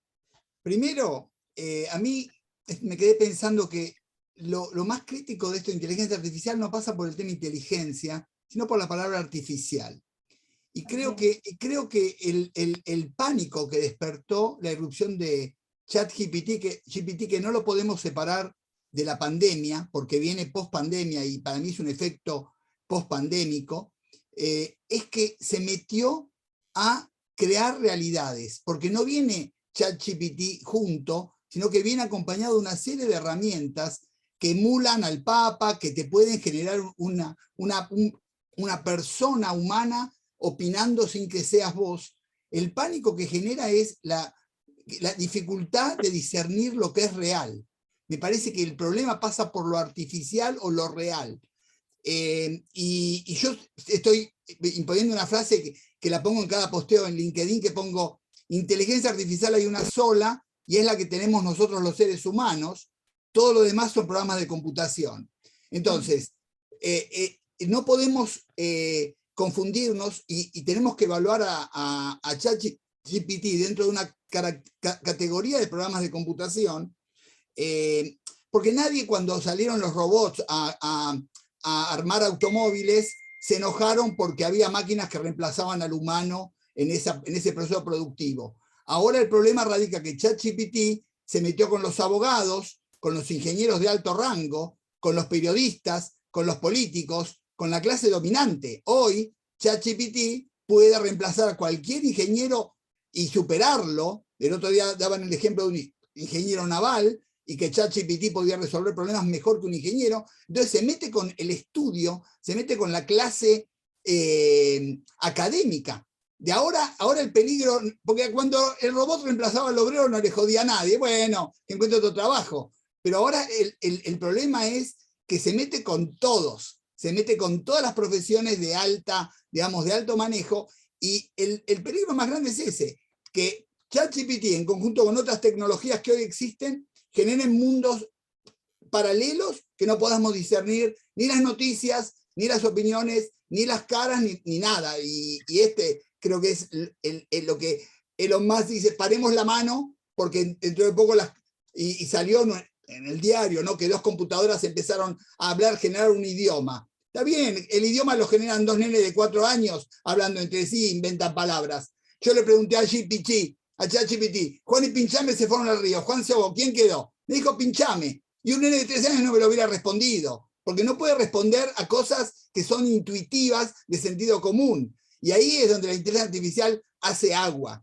Y la última pregunta que le hice fue si ChatGPT va a tener algún día conciencia, ¿no? Y me da todo un verso de que no, que la conciencia es algo de los seres humanos, y al final la última oración me pone como nosotros los seres humanos. Y yo le digo, gracias, ChatGPT, ya te incluiste como parte de los seres humanos, ¿no? Habló de ella como parte del grupo de seres humanos.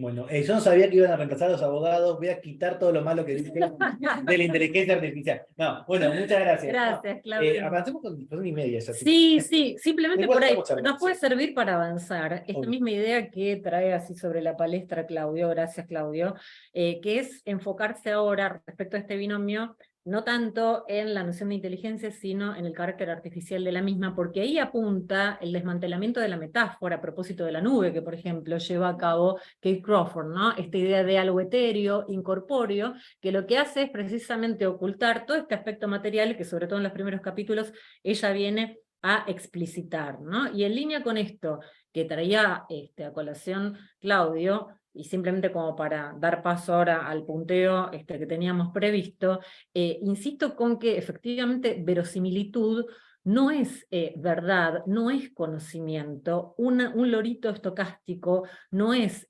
una de nuestras inteligencias, y también me parece muy interesante lo que trae a colación Caro a propósito de las múltiples inteligencias, porque incluso también me parece podemos quedar presos de una mala metáfora si pensamos en la inteligencia humana moldeada a la vera de cierto agente racional que habría que ver hasta dónde, digamos, respeta la diversidad de inteligencias que anidan en cada uno de nosotros, eso por un lado, pero digamos la contraparte, la de extrapolar nuestro vocabulario psicológico humano, me parece que efectivamente, tal como venía a prevenirnos Claudio, más allá de si genera miedo o no, me parece que nos tiene que mover a la reflexión y ver hasta dónde efectivamente seguir hablando en términos de este tipo de algoritmos generativos de inteligencia artificial es algo que resulta efectivamente funcional a determinados, como se dijo por ahí, grupos de poder, ¿no? Del mismo modo que resulta muy funcional hablar de nube para no advertir el tipo de riesgo a nivel de extracción planetaria que genera esto que muy bien dice por ahí Crawford. Bueno, por un lado tenemos esto que viene a ser el alma, además de la inteligencia artificial, que es, por otra parte, la energía eléctrica, ¿no? No nos olvidemos de los cables transatlánticos que han hecho que, entre otras cosas, ya desde el periodo victoriano se generara una aniquilación de cierta variedad de árbol, producto de que ese látex se advirtió que era un aislante térmico. Entonces me parece que efectivamente son metáforas que, lejos de ser inocuas o meramente ornamentales, tienen un valor cognitivo en el sentido de que modelan también el modo en el que interpretamos la realidad y cómo obramos en consecuencia. Entonces, si te parece, por ahí podríamos seguir, si no hay alguna otra intervención pendiente, con el punteíto que teníamos pensado. Si quieren ya podemos ir directamente a algunas de las cosas que a mí por lo menos me pareció interesante advertir en el capítulo 1, que lleva por título precisamente La Tierra. Simplemente por ahí para quienes no estén al tanto de cuál es el atlas que nos presenta Crawford, vieron que además de la introducción, está articulado en 6 capítulos, una conclusión y una coda. Bueno, el primero de los capítulos es precisamente la Tierra, el segundo, que es con el que nos vamos a meter la próxima, que es el 17 de mayo, lo digo ahora por si después nos olvidamos, es nada más y nada menos que el capítulo del trabajo, que me parece que es parte de lo que está fomentando más discusión y más inquietud por parte de la opinión pública. El siguiente es inherente a algo que tampoco es ingenuo y que tiene que ver con el tipo de taxonomía y cómo se clasifican esos datos. A continuación viene toda una dimensión que a mí por lo menos me resultó muy interesante porque se suele hablar bastante de tecnología de reconocimiento facial, pero no tanto de la tecnología puesta al servicio del reconocimiento emocional, que es gran parte de aquello que le interesa iluminar en ese capítulo a Crawford, para cerrar precisamente, o en todo caso abrir el debate a propósito del rol que le cabe al Estado, ¿no? En esa conclusión y esa coda que extrae. En el medio de todo este derrotero, en el capítulo 1, sobre todo, me parece a mí, lo que a ella le interesa mostrar es que muy lejos de la abstracción, siguiendo en línea con la intervención de Claudio, la inteligencia en cuestión no es en absoluto artificial, ¿no? Y ahí es donde aparece la lógica extractivista, en principio en términos literales, luego ya se va a apropiar también de la lógica extractivista en términos metafóricos, porque va a hablar del extractivismo de datos que supone el desarrollo de este tipo de sistemas. Y en este capítulo sobre todo va a dar cuenta de cómo se entrelazan las relaciones entre la tecnología, sus materiales, entornos y las políticas o prácticas laborales, ¿no? Entonces, parte de lo que ustedes habrán visto, ella hace es, por el lado del software, dar cuenta de, por ejemplo, en el caso de la construcción de modelos del tipo que veníamos hablando, de procesamiento del lenguaje natural, y también lo pone para el caso de la visión artificial, da cuenta de las enormes cantidades de recursos energéticos que eso consume, ¿no? Eso no es gratis para el planeta, que es el único, ¿no?, que tenemos y que habitamos, y en términos además de la expansión que esto genera en la huella de carbono.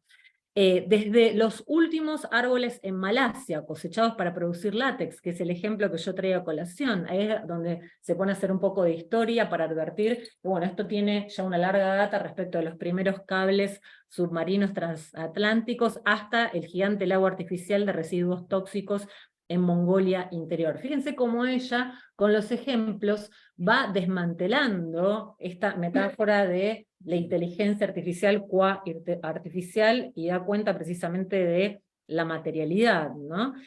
Para ver de qué está hecha, en página 50 dice, hay que abandonar, y es un trabajo que ella se toma en serio porque se pone a hacer trabajo de campo, como habrán visto, Silicon Valley por completo, porque precisamente en general todo este tipo de consecuencias se ve muy lejos respecto de los centros de poder, ¿no? Entonces, sí, dale. Relativamente cercano a esa materialidad del mismo es la que menciona de Silver Peak, que sería la que... Exacto, más próxima, exacto. La Indonesia, Mongolia... Tal cual.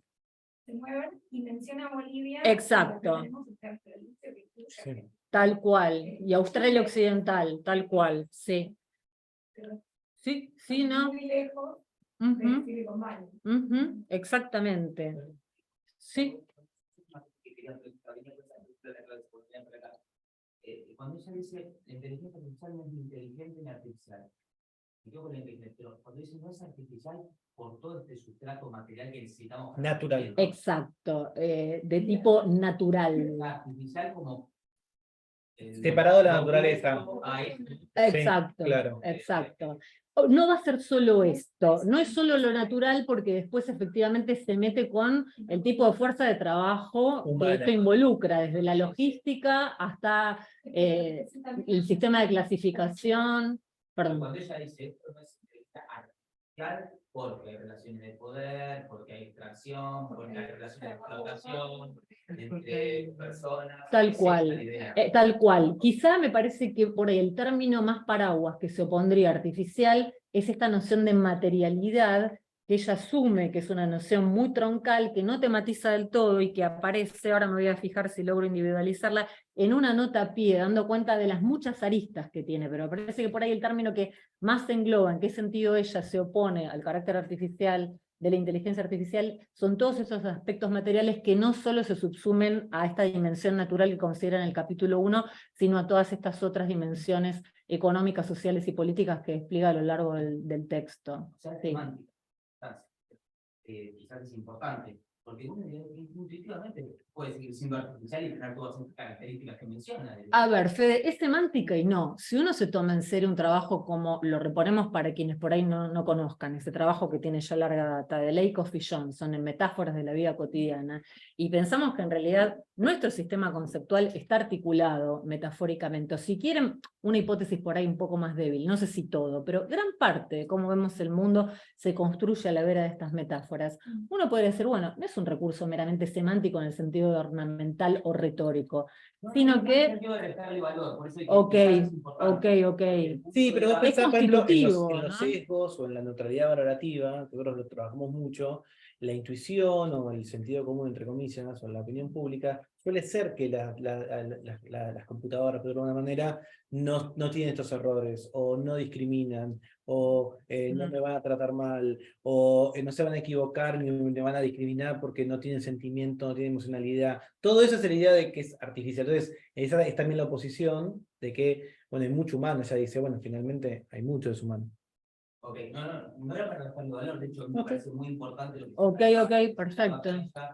Esto de toda esta multidimensión de concepto de inteligencia, que usar la idea de inteligencia artificial puede, digamos así, obturar. Claro. Pero justo en el de artificial, yo digo, sí, todo esto existe, pero no eso no hace que deje de llamarlo artificial. Digamos, no me parece tan opuesto a la idea de artificialidad, que haya relaciones de producción y explotación. Entonces, yo creo que es eso, que para muchas personas artificial es la capa de objetividad que es inexistente.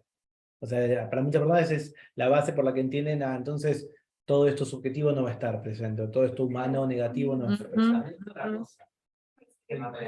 Yo me interpreto igual. Para mí, La idea de artificialidad como algo que no... Le pone una pátina de neutralidad, de objetivo. Artificialidad como un poco equivalente a espectral también. Exacto, sí, incorpóreo. Para decir, no, detrás hay zonas de carne y hueso que de hecho están generando ese entrenamiento, que están corrigiendo al sistema. Exacto. Y que como mencionó... Igual, por supuesto, retóricamente es muy power decir, lo que se siempre dice, inteligencia artificial, mitad inteligente y mitad artificial. También es parte de ese sistema, digamos, de eslogan, pero que es poderoso. Esta inteligencia que asume la inteligencia artificial. Bueno, no, yo lo hago con artificial, pero puede ser retórica también, igual no me parece mal.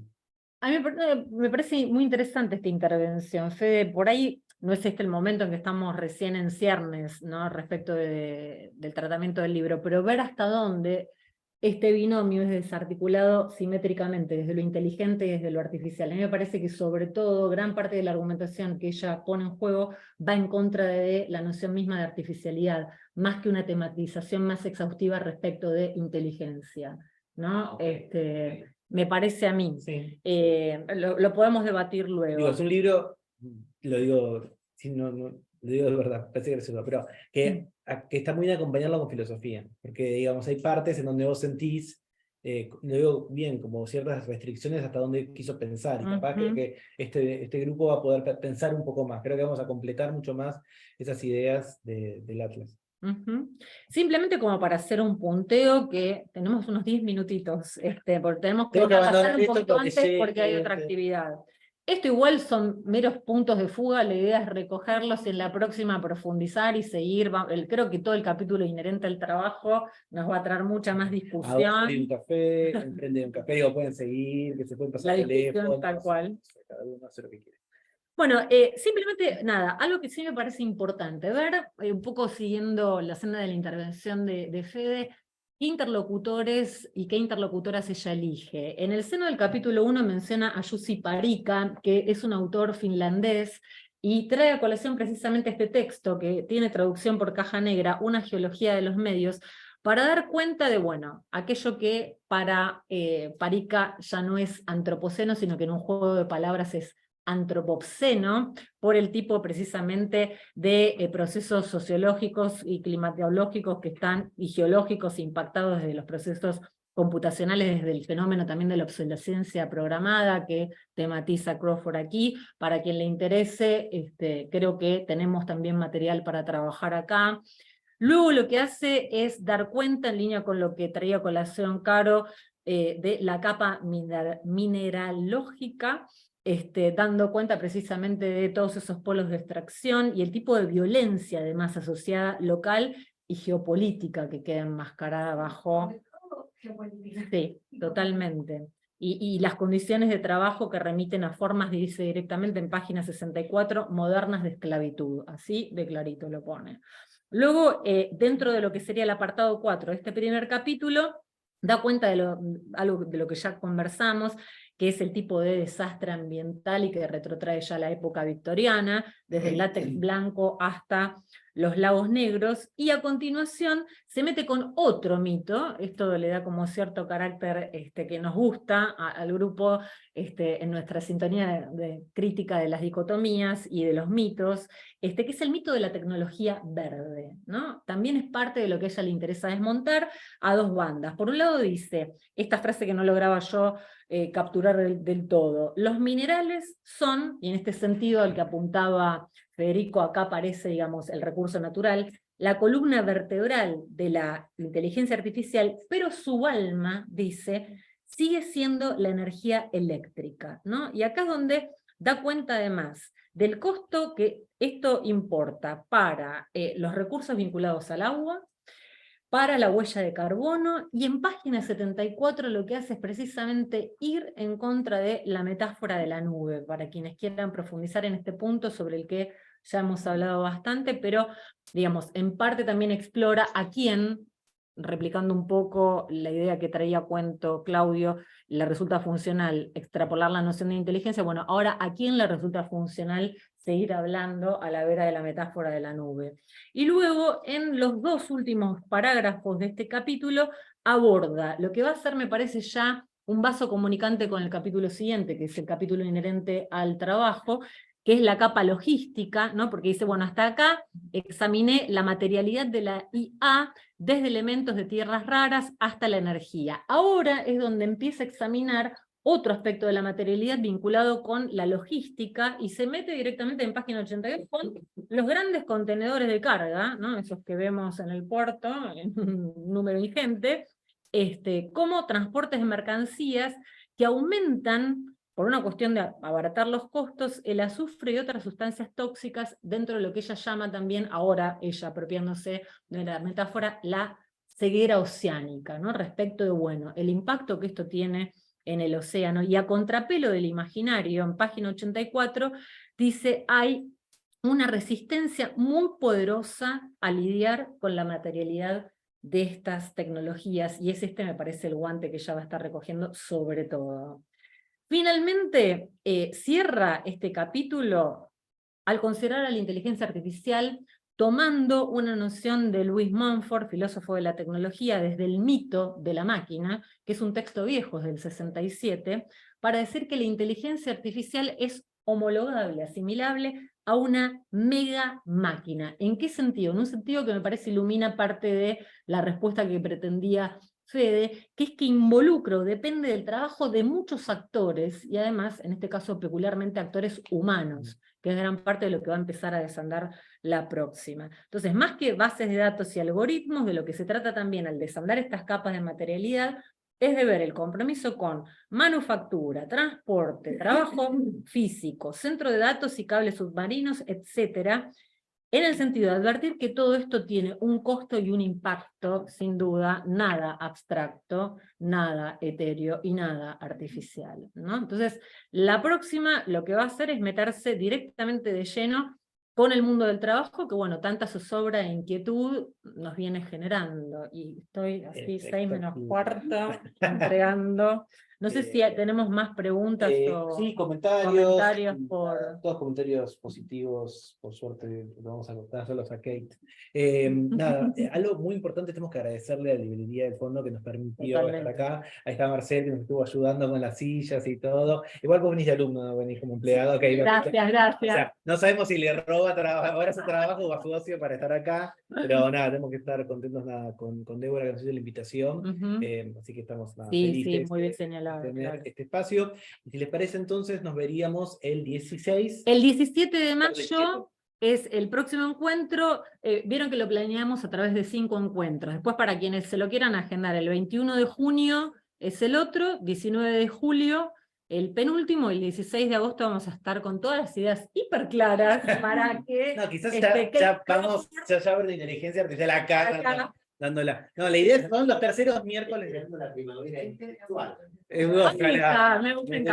Me encantó esa metáfora. Me gusta la visión. Bueno, nada, gracias a todas las personas que están ahí en Zoom. Por Sí, aguantar. gracias. Anduvo más o menos bien, cruzamos los dedos. Y gracias a todos los que están acá. quienes vinieron. Insisto, abajo hay una cafetería re rica y otros lugares ahí también, por si quieren seguir. Bueno, y les esperamos la próxima, por favor, que Si eso no, recién vuelven, vamos empieza. a saber que...